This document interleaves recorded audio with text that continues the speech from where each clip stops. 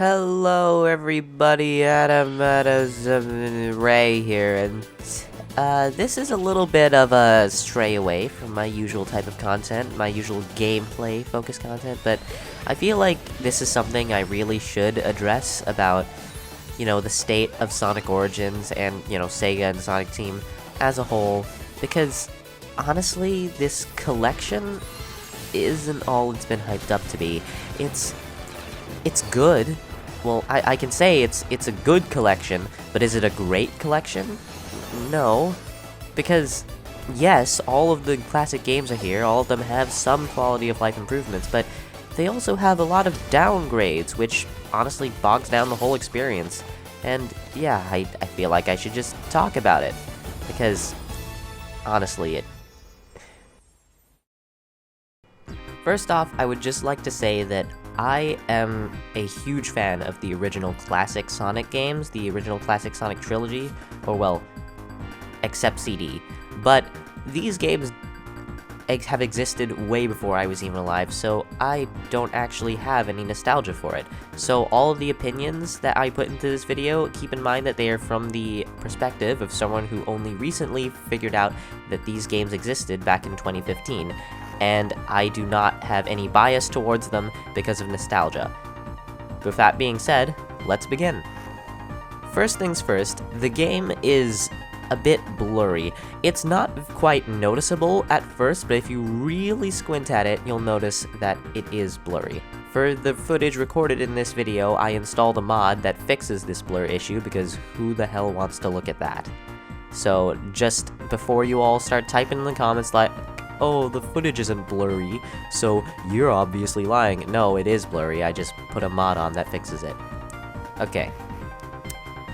The menus and the game itself stutters a lot for some reason on high-end PCs. I personally did not have a problem with this because I have all of my settings right.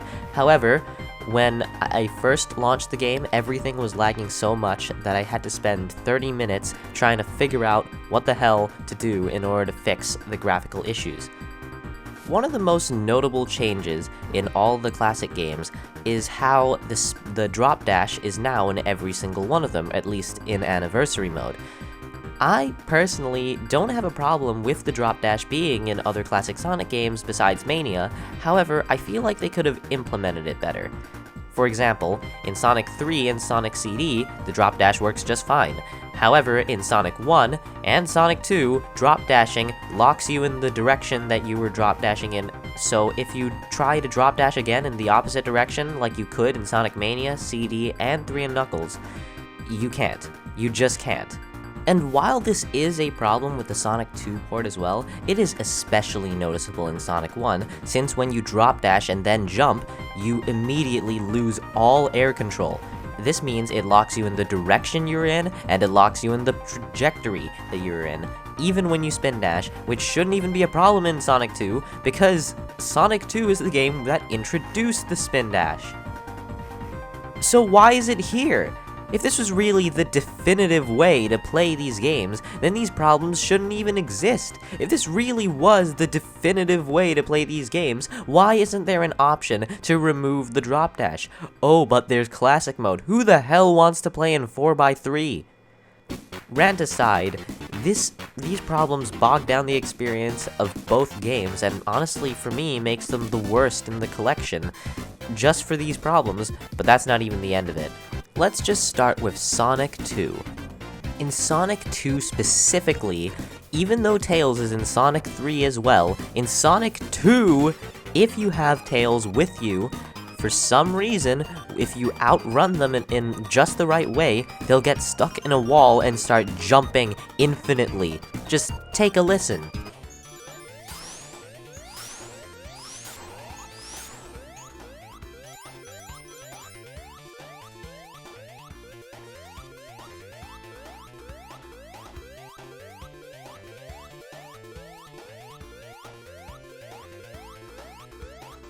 Now that's what I call a remaster. And going even further, there is also a bizarre glitch where if you are flying with tails when you go into a special stage, for some reason, the tail spinning sound effect will keep playing the entire special stage. And once the special stage is finished, it'll keep playing, even though you've already finished the special stage. It will only stop when you fly with tails again. And then when you do fly with tails, the sound effect of the tail spinning will overlap the second one that played when you jump into the special stage. Why does this happen? For me at least, this game holds a very special place in my heart as being the first video I've ever posted on this channel, and seeing it as being mistreated like this, honestly, it's heartbreaking. Stay away from my baby! It's okay, sweetie, you enjoy your chili dog. I said stay back! There are other small issues with the game, such as collision issues and sprite issues. However, these ones are the ones that stuck out the most to me, considering they bring down the experience more than anything for me, because they either break the mechanics of the game, like the spin dash and drop dash, or they just are really fucking annoying, like the tails spin and the tails jump. Why are all of these things even in the game? Tails has been a thing since Sonic 2, however, only in Sonic 2 here is he broken. In Sonic 3, he just flies back to you if he gets stuck. And small things like this, while minor and honestly could be overlooked by any casual fan, for all the hardcore fans out there, it really just shows how Sega doesn't care about the quality of their games. They just care about getting the game out and getting it out for their birthday and all that. What's the point in celebrating a series that is practically non-existent now? And this is a theme within all of these games. There's always these tiny little bugs that you think, huh, that's pretty weird, but the thing isn't how bad these bugs are. The problem is the fact that they're here at all. These games have already been released, and the original Genesis versions didn't even have them. So, why are they here? With that being said, let's just move on to Sonic 1.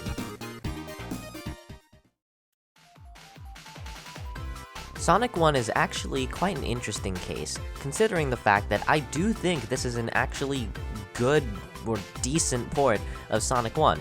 It's certainly better than the mobile version, considering the mobile version had touch controls. However, of course, there are still a lot of bugs that hinder this version of the game. And of course, like I said before, the drop dash and spin dash lock your air control whenever you use them. So because of this, you'll be constantly falling into lava or spikes or enemies, bullets that you easily could have dodged just by holding the opposite direction. And it's not that huge of an issue, but considering in Sonic 1, the original Genesis version, there was also problems with stiff controls. However, it is especially noticeable here, considering the fact that this is a remake. You'd expect these things to be fixed.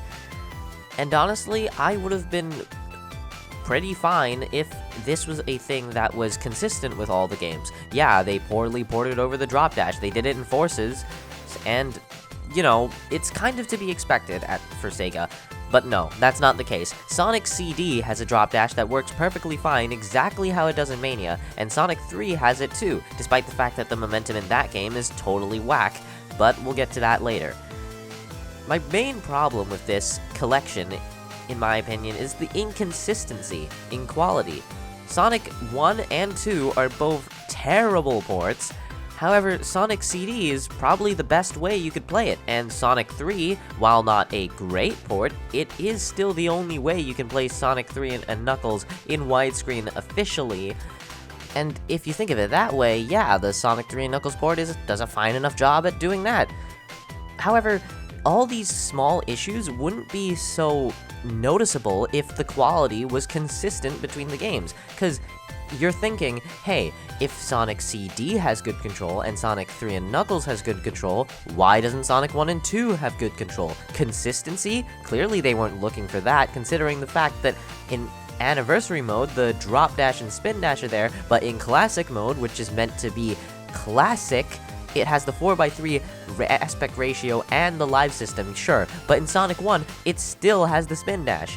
Why? if you're really looking for a classic mode, the spin dash shouldn't even be in Sonic 1, regardless of whether or not you think it's an improvement, considering it's the classic mode. If you really wanted to play the spin dash, then you'd just play in anniversary mode. That sounds pretty standard. But no, again, the consistency in these games are just, it's non-existent. So if they were really intentionally putting in stiff controls just to make them similar to the classic games, why? What's the point? You've already spent so much time putting in all these new things in, like the drop dash and the spin dash, and that weren't in the original ones, so why would you care about consistency now? It just doesn't make any sense to me. Sonic CD. Boy, this is an interesting one. I actually think that this is the best way that you can play Sonic CD right now, considering, believe it or not, despite all the problems that Sonic 1 and 2 have, Sonic CD is surprisingly absent of it. The drop dash works great, the control is buttery smooth, stays at 60 FPS, and honestly, this is the most fun that I've ever had playing Sonic CD. However, there are a few problems with it. The main problem that stuck out to me is just how easy it is to get to the past or future. All you need to do is keep charging up drop dashes left and right, and then you'll build up enough speed to be sent into either the past or future. Because of this, I really wish there was an option to just turn off the drop dash. Because, yeah, it's cool we get in an anniversary mode, but why isn't there an option? I'd much prefer there to be an option. And honestly, what if I wanted to use the Insta-Shield in Sonic 1? What if I wanted to use Insta-Shield in Sonic 2? What if I wanted to, use this peel-out in Sonic 3? That kind of thing. That just makes it better. I feel like they could have added that, and it would have added a lot of replayability to the game, because then you can go back into the old stages and play them using different abilities. That's fun. Yes, undoubtedly, the drop dash is one of the best Sonic abilities that has ever been added to the classic games, as proven by Sonic Mania, but that doesn't mean it fits everywhere, because in Sonic CD, for one, it gets, it makes the game pretty broken, because then you can just go to the past or future, which used to be a tedious task, which personally I feel is an improvement, but it just seems a little too easy, And if there was an option to do it, some people could take the easy route, some people could take the hard route. I feel like it's not that difficult. And besides, with them slapping the drop dash into every single game, it just feels like they're not really seeing what the drop dash is. The drop dash is an ability that was added in Sonic Mania to make it more fun, but now it's just been reduced to the classic Sonic bitch that they slap into every single fucking game. Why? And I mean, yeah, it fits in most of the games, fits in Sonic 2, fits in Sonic 3, but for games like Sonic CD, where it's meant to be a challenge to gain momentum, I feel like it doesn't fit there. I mean, yeah, it makes it better for me, but I feel like that's not really what was intended, and if there was an option, we could fix that problem would just be fixed. And with Sonic 1, obviously it doesn't fit there, considering half the stages, well, majority of the stages, don't even account for momentum and speed, which honestly was a flaw in Sonic 1, but is made even worse by the fact that drop dashing will just make you run into obstacles, because they're everywhere.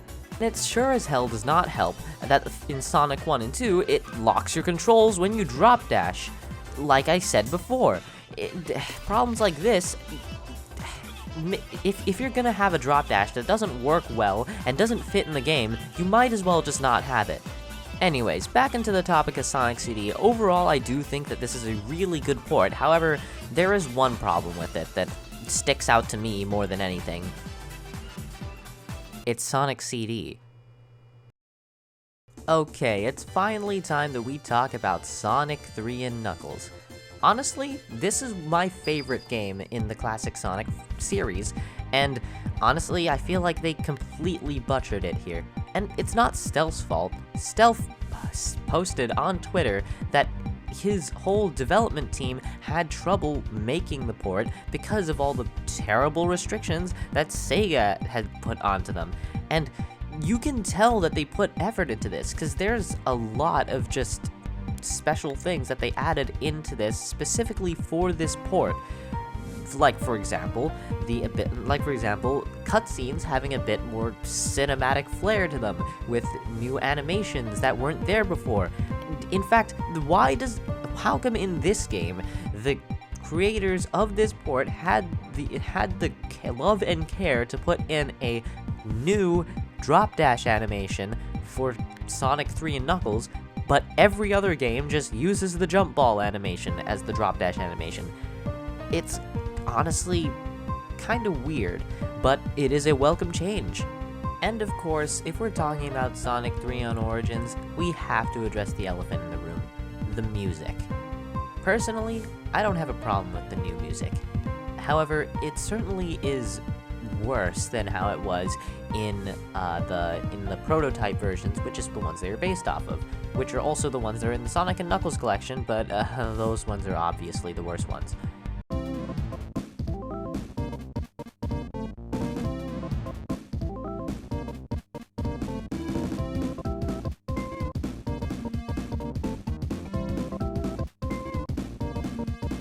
But what I really hate is what they did to the super music. I thought they were going to replace it. I didn't think they were going to commit a sin.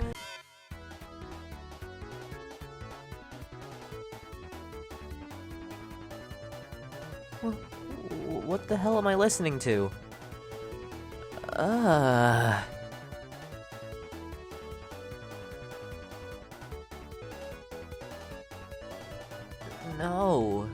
No, what? This isn't super music. What the hell is this? The prototype music was better. That should have been the one they added. I'm leaving. Now, I'm going to take a brief moment to talk about the new coin system. The coins overall are a good new mechanic.